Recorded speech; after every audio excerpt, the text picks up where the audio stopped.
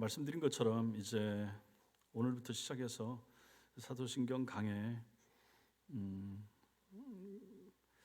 한 두 달 더 걸릴 수도 있고 말씀을 같이 강해를 한번 하도록 하겠습니다. 사도신경하고 주기도문하고 십계명하고 이렇게 공부를 하겠는데 성도들 가운데서는 교리에 대해서 참 부담스럽게 생각하는 분들이 계십니다. 교리를 왜 해야 되는지, 그거 그냥 교회에서 성경만 배우면 되고 성경만 읽으라고 하면 되는데 교리 같은 거 왜 필요한가 이렇게 생각하는 분들이 있을 수가 있습니다.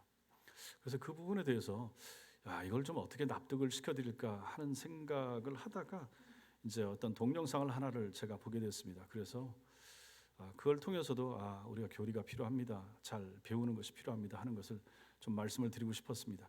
뒤에 불 꺼주시고 동영상 한번 보여주시고, 자, 이거 동영상 끝난 다음에 제가 질문을 드리겠습니다. 여러분들이 여기서 뭐가 이상한지 안 맞는지, 여러분들이 지금까지 배운 것 중에서 뭐하고 안 맞는지 한번 찾아보시기 바랍니다. 예. 레위기 17장입니다.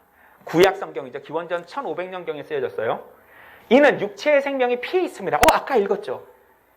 내가 그것을 너에게 주어. 하나님이 내가 피를 주겠다고 되어 있는 거예요. 너희에게 제단 위에서 너희 혼들을 속죄케 하였나니. 결국 우리가 생각하는 우리는 혼입니다. 인간은 데살로니가전서 5장에 보면 영, 혼, 육이라고 되어 있는데, 이 육은 뭐 맨날 나쁜 생각하는 거고, 이 영은 하나님 찾는 양심 뭐 이런 선한 거고, 가운데서 방황하고 고민하고 선택하는 이걸 혼이라고 해요. 그러니까 지옥 가고 천국 가고 어디에 달려 있어요?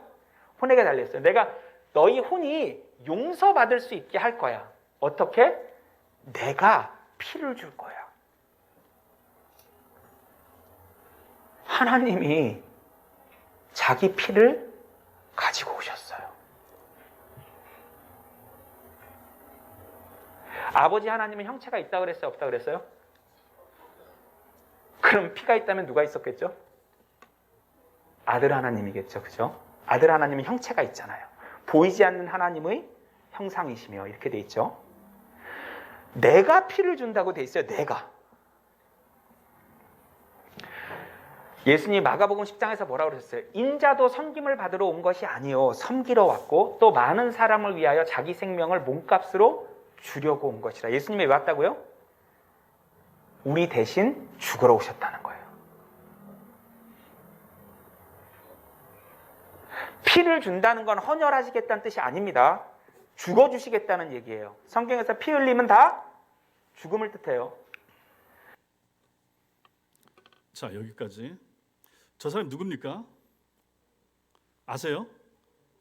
몰라요? 박진영이라고 들어보셨습니까? 마스크 써서 모르시나?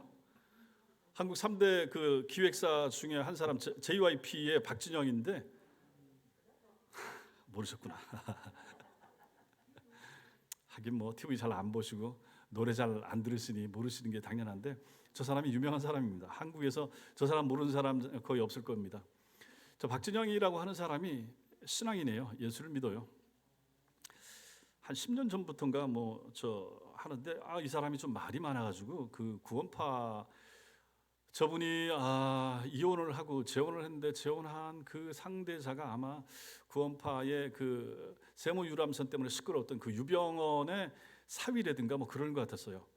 정확한 건 모르겠는데 하여튼 그건 맞아요. 어쨌든 자기 부인이 저 구원파 쪽에 있는 사람인데, 그렇다고 해서 저 사람이 반드시 구원파는 아닐 수가 있어요. 그거하고는 상관없이 저 사람이 가르치는 내용이 복음 세미나라고 몇 달 전에 했죠. 어디 다른 침례교회 가서 가르친 내용을 가지고 유튜브 동영상을 올렸는데 저 동영상이 40만 조회수가 넘어가는 그 정도라 사람들이 참 박진영 참 잘 가르친다, 목사들보다 훨씬 낫네 막 이러면서, 저 사람은 평신도잖아요. 일반 성도고 신학도 안 했는데 혼자 그렇게 공부를 열심히 하더라고. 공부 열심히 하더니 성경 지리와 배경을 알기 위해서 이스라엘까지 직접 가서 뭐 한 달인가 있으면서 찾기도 하고 뭐 돈도 많고 하니까 뭘 못하겠어요. 공부도 열심히 하고 책도 열심히 읽고 이 책 저 책 막 읽어가지고 자기가 똑똑한 사람이에요. 저 사람이 내가 깨달은 은혜를 나누고 싶다, 가르치고 싶다 해서 그 주변에 있는 연예인들하고 같이 성경 공부를 하는 모임이 시작했는데 이게 지금 교회가 된 거예요. 그래서 한 200명 정도 모인다고 그러더라고.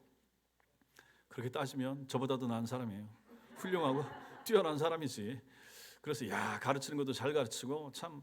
그러니까 이제 막 그 동영상 저렇게 올라오니까 아, 저거 잘못 가르친다라고 하는 사람 목사님들도 있고, 아, 저게 어때서 저 목사들 정신 차려야 된다 뭐 이런 내용도 올라오고 합니다. 그래서 제가 교리에 있어서 왜 중요한가 하는 것을 저 사람을 통해서도 내가 한번 잠깐 설명을 해야 되겠다 해서 저걸 한번 준비를 해봤습니다. 자, 들으셨는데 저분이 얘기한 것 중에서 우리하고 안 맞는 게 뭐가 있습니까? 혼만 얘기해서는 안 되고, 그렇죠. 3분서를 얘기하잖아요. 우리는 뭘 얘기합니까? 그렇죠. 우리는 2분서를 얘기하는 거죠. 영혼과 육체가 있다. 근데 저분은 영혼 육을 얘기하고, 한국 교계에 보면 영혼 육을 얘기하는 목사님들 많습니다. 신학교 교수들 마찬가지고. 반면에 영혼과 육체를 얘기하고 있는 신학 교수와 목사님들도 많습니다. 근데 우리 보수 진영에 있는 교회들은 2분서를 얘기합니다. 영혼과 육체를 얘기하는 거죠. 그런데 저쪽은 영혼 육을 얘기한다. 영혼 육을 얘기하면 설명하기가 쉬운 거예요. 아까 박진영이 얘기할 때 뭐라고 얘기했습니까? 영은 어떻다고 그랬어요? 영은 선하고 좋은 쪽이라고 얘기를 했죠. 그 다음에 육은요? 육은 악하고 잘못된 생각하고 나쁜 생각하고, 혼은요? 혼은 중간에 있다 그랬죠. 그러면서 뭐라고 그럽니까? 천당 가고 지옥 가는 게 어디 달려 있다고 그럽니까? 혼에 달려 있다고 그러는 거예요. 영은 고귀하고 귀한 것이고 천국의 것을 소망하고, 육은 땅의 것이고 더러운 것이고 추한 것이고. 근데 이것을 가운데 있는 혼이 어떤 선택을 하느냐에 따라서 이 사람이 천당 갈 수도 있고 지옥 갈 수도 있다, 이렇게 말을 하잖아요. 이게 이제 잘못된 가르침이라 하는 것이죠. 이걸 어디서 배울 수 있는가? 교리를 배울 때만 이것을 우리가 알 수가 있는 거예요. 저분이 뛰어나고 똑똑하고 참 뭐 돈도 많이 벌었고 또 이제 좋은 신앙인일 수도 있어요.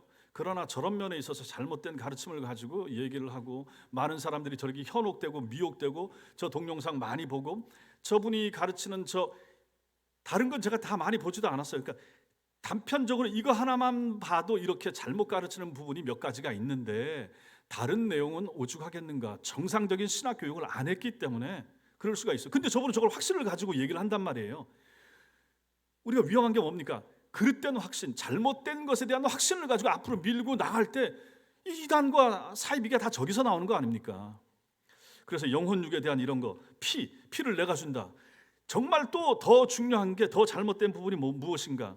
예수님의 피가, 우리가 지금 박진영이 얘기하는 걸 들으면 예수님의 피가 우리의 피하고 같은 피라고 얘기합니까? 다르라고 얘기합니까?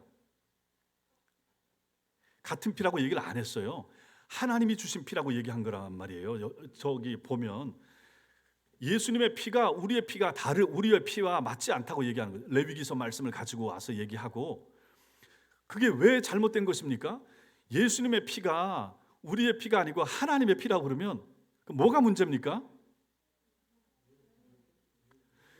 예수님이 육신이 아닌 거예요. 인성을 지니고 있지 않은 거예요. 피는 생명이라 그랬고, 피가 우리와 똑같은 피가 아니고 하늘에서 온 피, 하나님이 주입해 주신 피라 그러면 예수님은 겉으로는 사람처럼 보여도 이분은 누구예요? 그냥 하나님인 거죠. 그럼 우리가 여태가 배운 거하고 안 맞단 말이에요. 예수께서 왜 오셨고, 왜 고난당하셨고, 왜 채찍 맞으셨고, 가시 면류관 쓰시고, 왜 죽으셨는가? 우리와 똑같은 연약한 몸을 가진 것을 가지고 증명하시고, 이렇게 죽으심으로 말미암아 우리가 십자가에 달려 죽어야 될 것을 대신하시기 위하여 오신 분이라는 것을 보여주셔야 되는데, 예수님이 몸은 우리와 같은데 실제로 그 속에 흐르는 피는 우리 사람의 피하고 달라요. 사람의 피는 추하고 더러운 육에 속한 피이기 때문에 예수님의 피는 우리 피하고 다릅니다. 예수의 피는 하나님이 주신 피입니다. 그 피를 가지고 계셨던 분, 이 땅에 사셨던 분이 예수님이다 라고 박진영이 얘기하면 성경하고 얼마나 많이 안 맞는가를 우리가 알 수가 있는 거죠. 여러분들이 저하고 같이 이런 부분을 나누지 않고 만약에 저 동영상 봤다 그러면 잘 가르친다, 참 성경을 많이 안다, 깊이 안다, 이렇게 얘기하기 얼마나 쉽겠습니까? 저것을 분별할 수 있는 힘 어디서 나옵니까? 교리에서 나오는 것입니다. 그러니 우리가 교리를 안 배울 수가 있는가? 성경도 배우고 교리도 배우고, 더 중요한 것은 당연히 성경입니다. 성경을 열심히 배우고 이제 남는 시간에 이제 이렇게 주일 오후 시간이라든지 이런 때 교리를 배워야 교리의 안경을 가지고 성경을 볼 때 정확히 볼 수 있는 것이 된다 하는 것입니다. 그러니 우리가 어찌 교리를 안 배울 수가 있는가? 그 교리 내용 가운데서도 이제 가장 기본되는 교리, 그것이 바로 사도신경인 것입니다. 우리가 주일날마다 반복하고 암송하는데, 제가 저번에도 말씀드렸죠. 저하고 같이 서창동에서 계셨던 분이 사도신경을 하면 안 된다, 성경이 없기 때문에, 이런 분이 있었다고 그랬잖아요. 그래서 그걸 이제 다른 사람 몰랐는데 옆에 설거지 같이 하다가 옆에 집사님한테 사도신경 하면 안 되는데 나는 그래서 안 합니다, 뭐 이렇게 얘기하는 걸 그 집사님 듣고 저한테 얘기를 해줬죠. 제가 봤을 때 굉장히 심각한 문제가 되는 거거든요. 다른 교인들이 다 사도신경 하는데 그분 하나는 안 한다. 그러면 그분이 우리 교인일 수가 있겠습니까? 불러다 놓고 얘기를 했더니 자기가 배운, 자기한테 가르쳐준 목사님이 사도신경은 성경에 있는 내용이 아니고 십계명은 성경에 있고 주교도는 성경에 있고 사도신경은 없다. 그래서 이건 하면 안 된다. 서창동에 가면 큰 교회 하나 있습니다. 사랑 침례교회. 그거 안 합니다. 거기 주기도문 안 하죠. 사도신경 안 하죠. 축도 없죠. 11조 없죠. 근데 사람들은 많이 좋아해. 잘 가르친다 그러고. 인하대 교수 출신인데다가 뭐 크게 막 기존에 잘못한 교회의 모습들을 많이 보다가 그런 교회 보니까 신선하고 잘 가르치니까 좋아라 하고, 또 보수 우파 그런 거 많이 얘기하고 하니까 거기 뭐 한 1000명 이상 막 이렇게 모이고 그렇거든요. 잘못 가르치는 곳입니다. 이런 것을 분별을 어디서 할 수 있는가? 교리를 배울 때 우리는 그것을 분별할 수 있게 되는 것입니다. 그래서 그 부분에 이제 기초가 되는 교리를 배우는데 가장 기본되는 거 사도신경. 사도신경부터 한번 배우면서 다 알고 계신 것인데 다지기 하는 차원에서 배우셔서 또 그래서 신앙이 견고하게 세워지는 그러한 계기가 될 수 있게 되길 바랍니다. 자, 사도신경 강해 처음 띄워주시고 서론 부분에 첫 번째 신앙 고백이란, 우리가 흔히 기독교인을 신자, 비기독교인을 불신자라고 부르는데 신자와 불신자를 가리는 가장 중요한 기준, 그것이 바로 신앙입니다. 그렇다면 기독교인들은 무엇을 믿고 있는 사람들인가? 기독교인들은 기본적으로 성경이 하나님의 말씀인 것을 믿고 성경이 말해주고 있는 하나님과 인간과 우주에 대한 진리를 믿는 사람들입니다. 그런데 성경이 말해주는 진리, 즉 신앙의 내용이 너무 방대해요. 성경이 창세기부터 계시록까지 얼마나 길고 두꺼운가 하는 것이죠. 그래서 교회 공동체의 신앙을 위해서는 신앙의 내용을 핵심적으로 요약할 필요가 있습니다. 또한 신앙의 내용을 개인적으로 믿을 뿐만 아니라 교회 공동체가 공적으로 같이 고백해야 될 필요도 있죠. 이렇게 기독교가 믿어야 할 신앙의 핵심 내용을 공적으로 고백하는 것을 가지고 신앙 고백 이렇게 말하는 것입니다.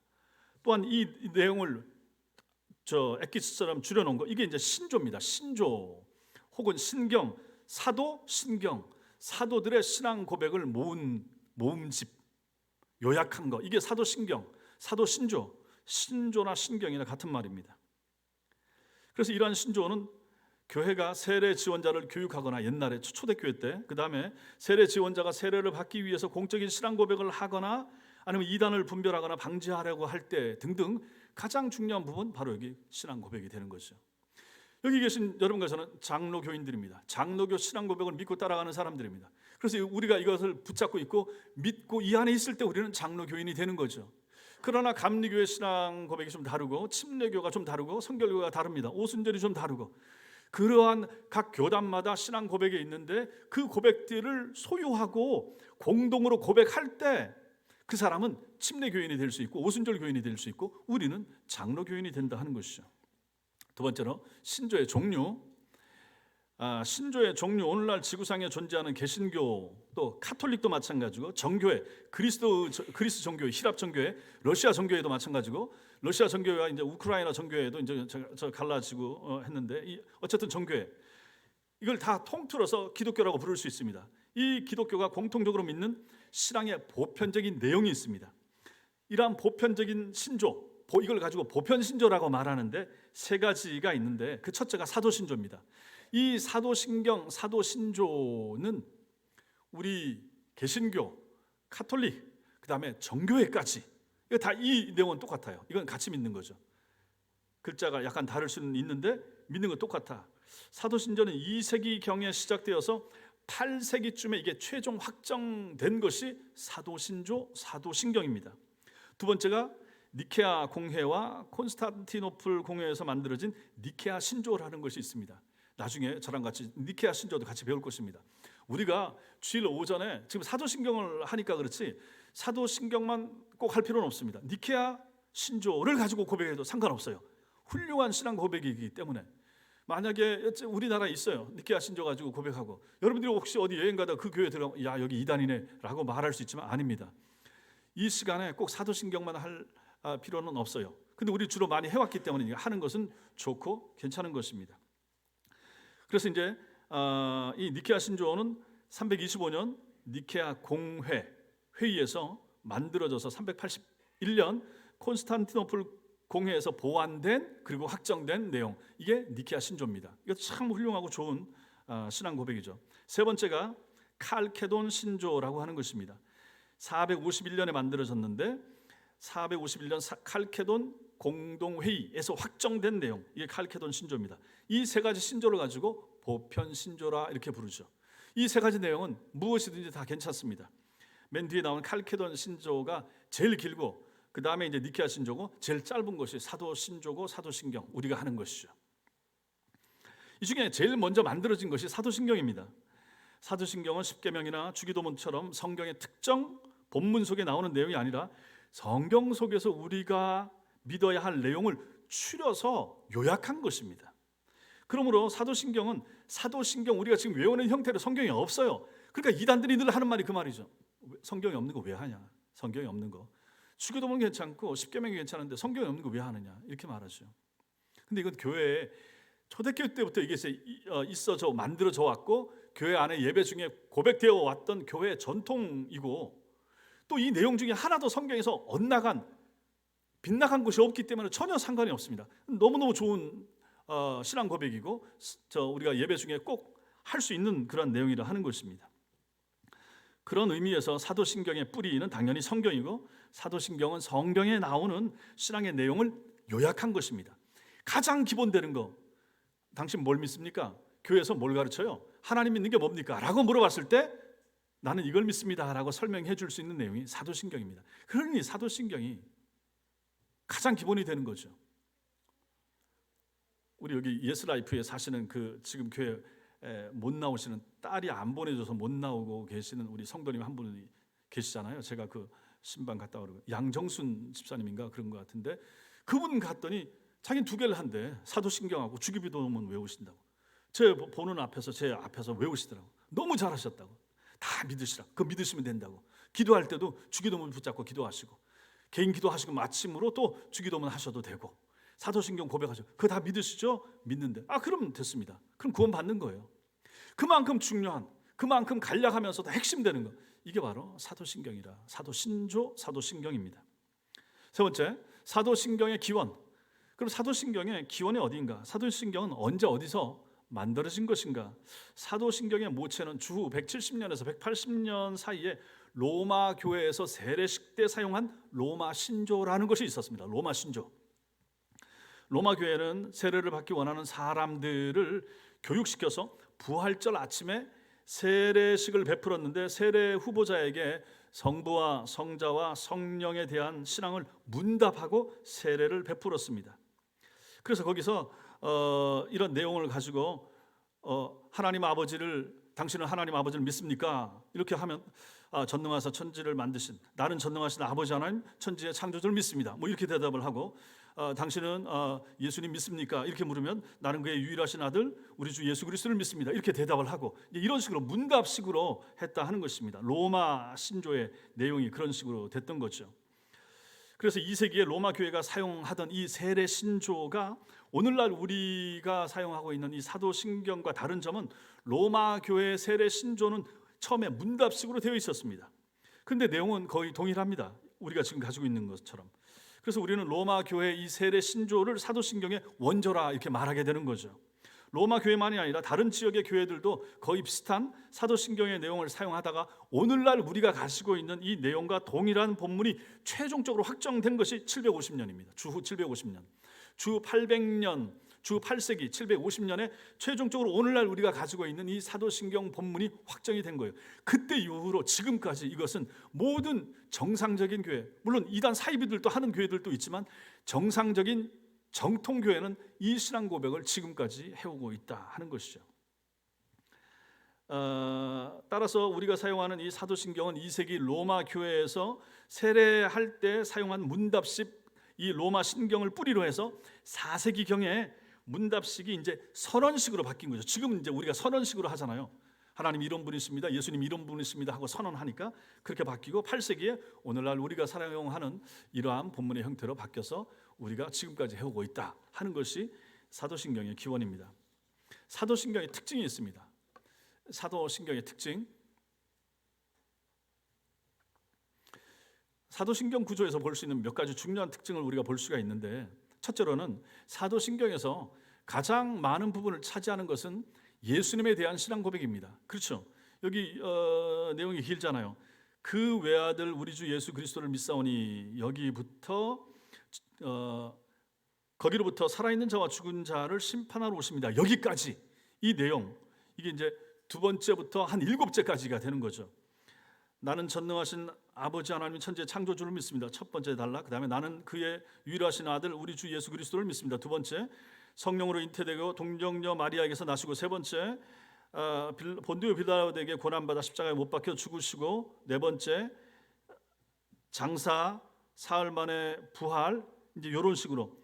그래서 이제 7번째가 거기로부터 살아있는 자와 죽은 자를 심판하러 오십니다. 여기 이제 7번째 조항이 되는 것이고, 나는 성령을 믿으며, 8번째 거룩한 공교회를 믿으며, 9번째 성도의 교제를 믿으며, 10번째 죄를 용서받는 것과 몸의 부활과 영생. 요게 끝까지가 이제 12번째까지 이렇게 12가지 조항으로 이제 나눠져 있는데, 그래서 이제 이 내용, 예수님에 대한 내용이 6가지 항목이니까 두 번째 항목부터 7가지 항목, 7번째까지니까 길다 하는 것이죠. 이것은 기독교의 신앙 고백의 출발이 바로 예수님에 대한 신앙 고백으로 시작됐다 하는 것을 우리에게 알려주는 것입니다. 신약 성경에 기록된 이 예수님에 대한 최초의 신앙 고백이 어디 나오는지 혹시 아십니까? 예수님에 대한 신앙 고백, 최초의 신앙 고백이 어디 나올까요?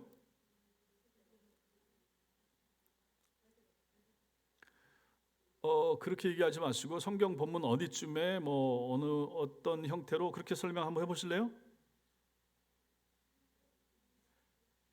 좋습니다. 그럼 베드로의 신앙 고백이 어디에 나왔습니까? 그렇죠. 그게 이제 마태복음 16장에 나오는 거죠. 예수님께서 제자들을 향하여 가이사랴 빌립보에서 세상 사람들은 나를 누구라고 하느냐? 그러니까 뭐 엘리야나 선지자 중에 한 사람이라고 말합니다. 그러면 너희는 나를 누구라고 하느냐 했더니 이제 우리 수제자 베드로가 앞장서서 나서면서 얘기하는 거죠. 주는 그리스도시요 살아계신 하나님의 아들입니다. 이게 이제 성경에 나오는 첫 번째 신앙 고백이 되는 거죠. 그 다음에 또 나중에 예수님 부활하신 다음에도 이런 신앙 고백 비슷한 것이 있습니다. 누가 한 고백일까요?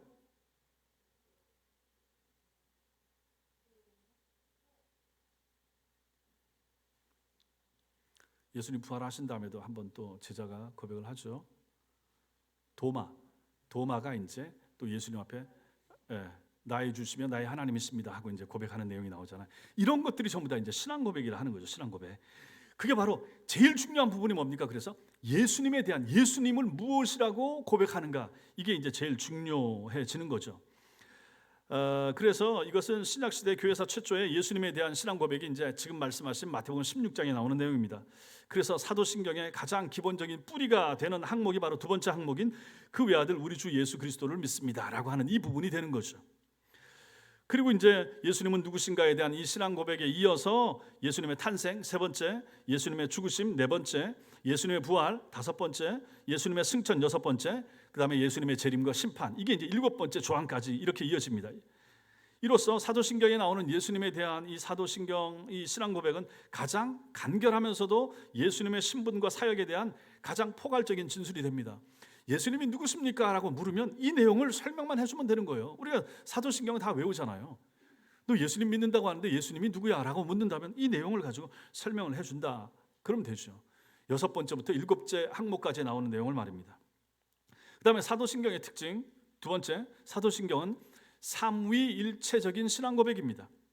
사도신경의 이 12가지 항목은 삼위 하나님에 대한 신앙 고백을 기준으로 셋으로 분류할 수 있습니다. 맨 첫 번째가 나는 전능하신 아버지 하나님 천지의 창조주를 믿습니다. 이게 성부 하나님에 대한 신앙 고백이 되는 거죠. 그 다음에 성자 예수님에 대한 신앙 고백이 둘째 항부터 일곱째 항까지 살아있는 자와 죽은 자를 심판하러 오십니다. 여기까지. 그 다음에 이제 성령 하나님에 대한 신앙 고백 8번째부터 12번째까지를 그렇게 볼 수가 있는 것입니다. 성령 오신 다음에 이제 성도, 거룩한 공교회 성도의 교제가 있죠. 그 다음에 죄를 용서받죠. 몸이 부활하죠. 영생을 믿습니다. 이것까지 이 내용은 전부 다 성령의 은혜 안에서 되어지는 것이기 때문에 이렇게 보면 아하, 신앙 고백의 이 사도신경의 구조가 성부, 성자, 성령에 대한 고백이 되더라 하는 것을 알게 되는 거죠. 이것은 마태복음 28장에 성부와 성자와 성령의 이름으로 세례를 주고 한 내용하고 똑같은 것입니다. 여기에 이제 근거를 두고 있죠. 이렇게 초대교회는 성부와 성자와 성령의 이름으로 세례를 주기 위하여 세례 받을 사람들에게 그럼 성부가 누군지 알아야 되잖아요. 그래서 묻는 거죠. 또 성자가 누구신지 알아야 되고 성령이 누구신지 알아야 되고 그걸 가르쳐서 문답을 해서 대답을 하고 믿습니까? 했을 때 믿는다고 하면 그 사람한테 세례를 줬다. 그러니 이것이 얼마나 중요한가. 세례가 무엇입니까? 신자라고 교회 안에서 교회가 인증해주고 확증해주는 표시가 세례 아닙니까? 근데 그럼 세례 받은 사람은 뭘 믿어야 됩니까? 삼위 하나님을 믿어야 되는 거죠. 성부가 누구시고 성자가 어떤 일을 하셨고 성령은 어떤 일을 하셨는가에 대한 이 정도의 지식은 가지고 있어야 그 사람이 세례 신자고 그 사람한테 세례를 줄 수가 있다 하는 것이죠. 세 번째로 사도신경의 특징은 사도신경은 성경 전체 내용을 창조에서부터 종말에 이르기까지 역사적인 순서로 요약했다. 이렇게도 우리가 볼 수가 있죠. 그 1항목이 뭡니까? 천지의 창조주를 믿습니다. 이거부터 시작을 하잖아요. 창조에서부터 종말에 이르기까지 쭉 이어지는 순서를 요약해 놓은 것이 사도신경입니다. 1항목 창세기 1장 1절을 기초로 천지 창조에 대한 신앙 고백으로부터 이게 이제 구약 성경 전체에 이제 요약이 되죠. 그다음에 두 번째부터 일곱 번째 항목은 신약 성경 사복음서와 사도행전에 나타난 예수님의 신분과 예수님의 사역에 대한 요약이 일곱 번째 항목까지 나타나는 것이고 마지막 성령 여덟 번째부터 12번째 항목은 신약 성경 서신서와 요한계시록에 나타난 성령과 교회의 구원과 종말에 대한 요약 이렇게 설명을 할 수가 있잖아요. 이렇게 보면 우리는 사도신경에 나타난 신앙 고백을 통하여 우리가 가지고 있는 성경 전체를 창조, 구원, 종말 이렇게 시간적인 순서로 가장 핵심적인 내용을 고백한다 이렇게 볼 수가 있는 거죠. 그럼 이것만 딱 이 내용만 정확히 알고 믿으면 창조부터 예수님 재림까지 모든 내용이 이 속에 들어있고 우리는 이걸 믿습니다 이렇게 말할 수 있는 거죠. 이게 사도신경의 특징이고 다섯 번째로 초대교회가 사도신경을 사용한 이유가 있습니다. 이유 첫째로 세례받기 원하는 사람들에게 세례 문답용 교리로 사용되었다. 이거 아까도 말씀드린 부분입니다. 세례받는다라고 하는 것은 기독교로 입문한다라는 것이죠. 그렇다면 세례받기 원하는 사람은 기독교의 가장 기본적인 신앙을 믿어야 되죠. 그 기독교의 가장 기본되는 신앙 이것이 바로 불신자와 신자를 그 차이를 가르는 거죠. 그렇다면 기독교인이 믿어야 될 가장 근본적인 신앙의 내용이 무엇일까? 그게 바로 사도신경 속에 담겨 있는 신앙의 내용입니다. 그래서 교회는 세례를 주기 전에 사도신경에 있는 믿음의 내용을 확인하고 세례를 주었던 것입니다. 제가 미국에 있을 때 미장원을 갔는데 미장원에서 머리 잘라주는 한 분 다른 교회 나가시는 집사님이 저한테 어느 교회 목사님이 욕을 하더라고. 욕을 하면서 그 목사님이 세례를 주는데 자기 이름으로 세례를 줬다는 거예요. 그래서 너무 황당해가지고 성부, 성자, 성령의 이름으로 세례를 준 것이 아니고 그 목사님 자기 이름으로 세례를 주더라고. 그래서 무슨 소리냐고 아니래 자기가 분명히 들었다는 거예요. 그럴 리가 있나 했는데 하여튼 그분이 그렇다고 하니까 예 알겠습니다 하고 뭐 저하고 상관이 있는 부분은 일단 아니었으니까 그리고 왔는데 이제 얼마 전에 제가 저번에 이제 기도원 한번 갔었잖아요. 그때 그 밑에 있는 교회 목사님이 저와 미국에서 같이 있었던 그 지역에 같이 있었던 목사님이고 그 목사님이 그 목사님 교회 그 성도가 나갔던 분이기 때문에 어떻게 하다가 그분 얘기를 했더니 그분이 그런 쓸데없는 소리를 한다고 하면서 얘기를 하는 거예요.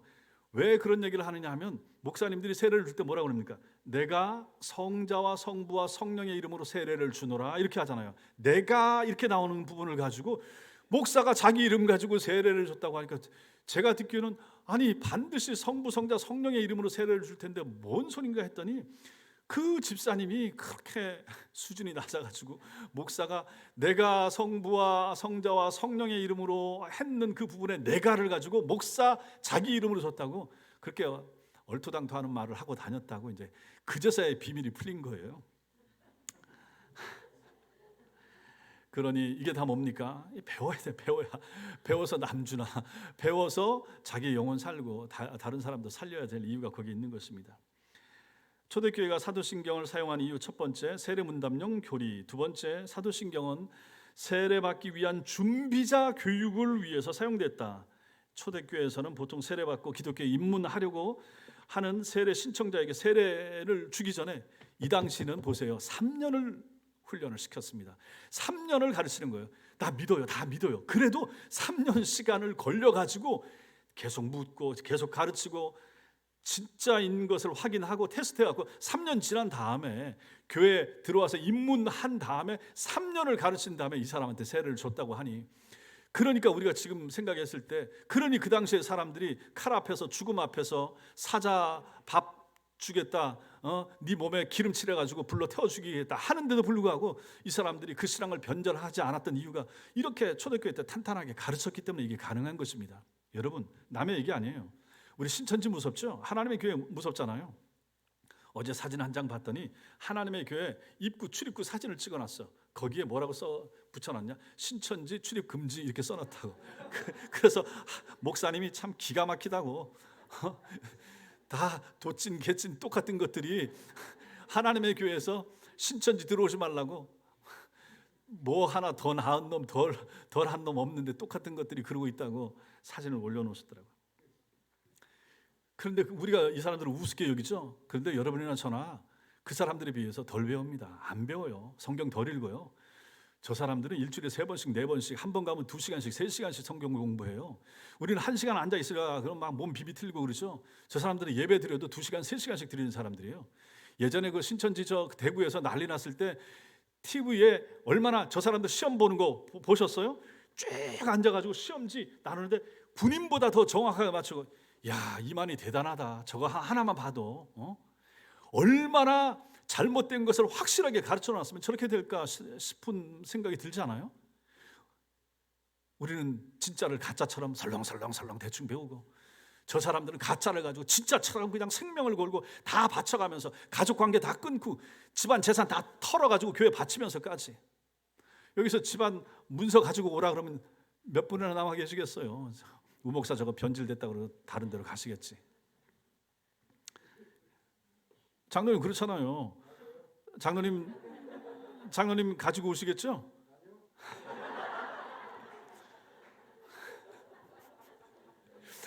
목사가 가르쳐가지고 결국은 그런 거 보면 참 정강훈도 참 잘 가르치고 말도 안 되는 교인들을 이렇게 가르쳐가지고 더 이상 정강훈 얘기하지 말고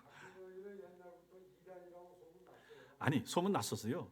그 구원파 이단이라고 했었는데 그냥 그런 소문만 가지고 해서는 안 되고 그 내용을 가지고 뭘 가르치는가를 가지고 이거는 저렇게 보면 이제 구원파적인 내용도 좀 녹아 있고 자기 혼자 공부하고 자기가 읽었던 책의 내용 가지고도 또 더 보탰기 때문에 저 사람도 똘똘한 것이죠. 그러나 만약에 박진영도 저렇게 200명 300명 모여가지고 자기끼리 가면 저기 독립교회 어디도 소속이 안 돼. 자기가 가지고 있는 생각을 가지고 가르쳐서 그 사람들 다 믿는 사람들이기 때문에 결국은 신천지 이만희도 그렇게 된 거 아닙니까?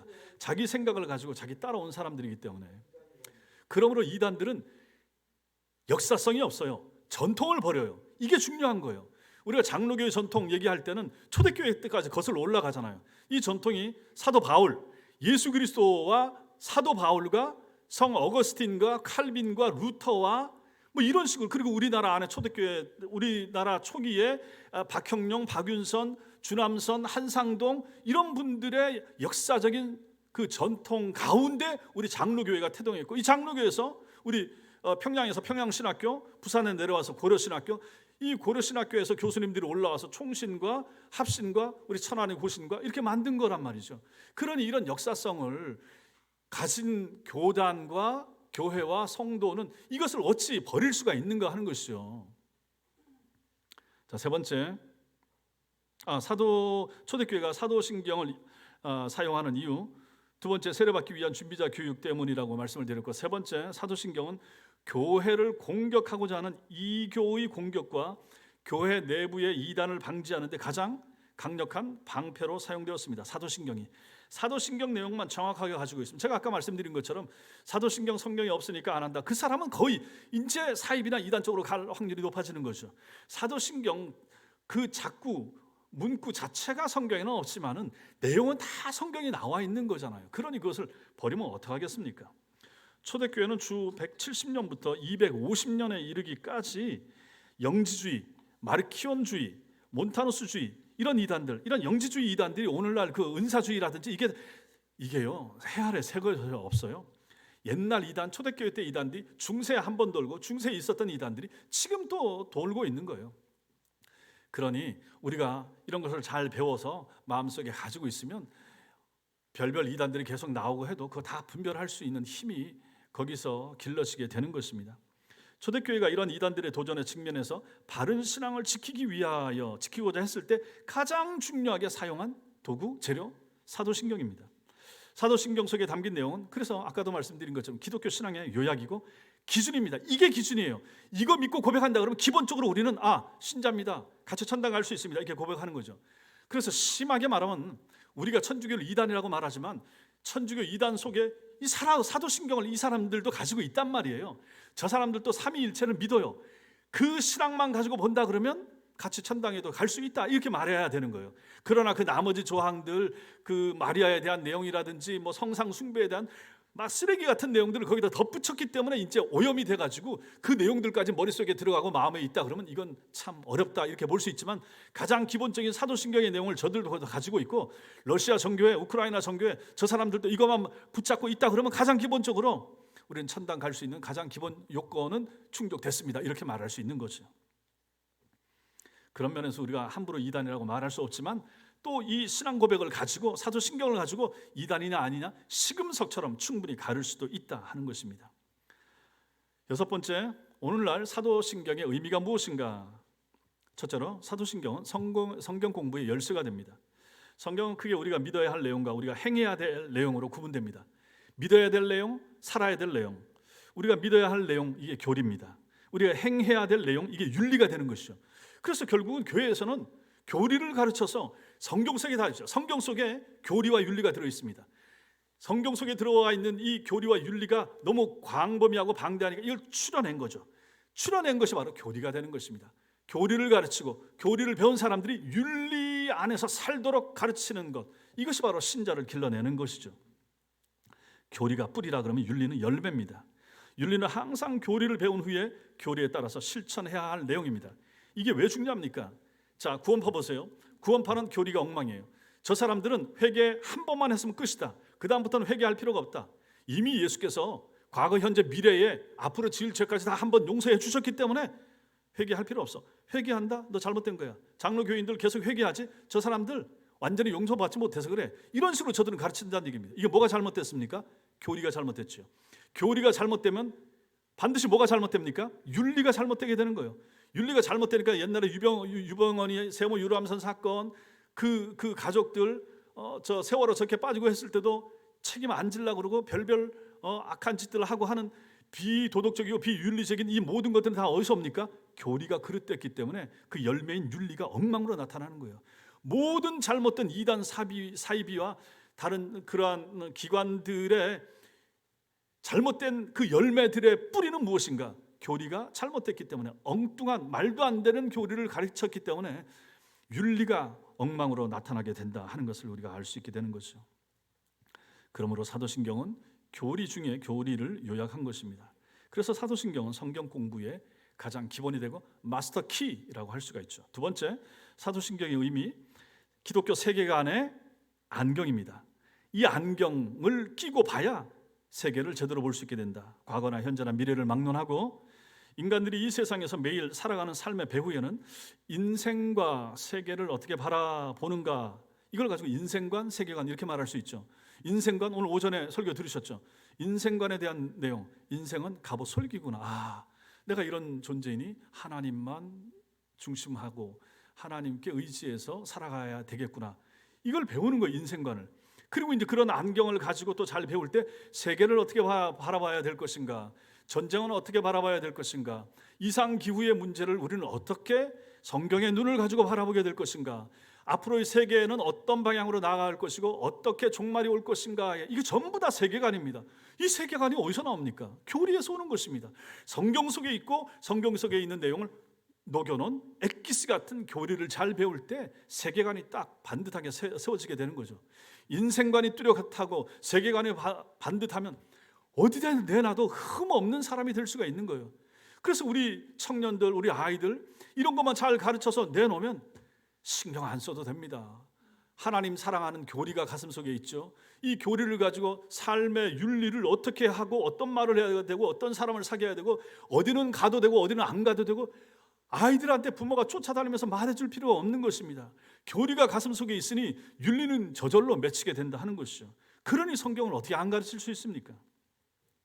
어떻게 우리가 사도신경을 가르치지 않을 수가 있겠는가 하는 것이죠. 세 번째, 사도신경의 의미, 기독교인의 신분증 같은 것입니다.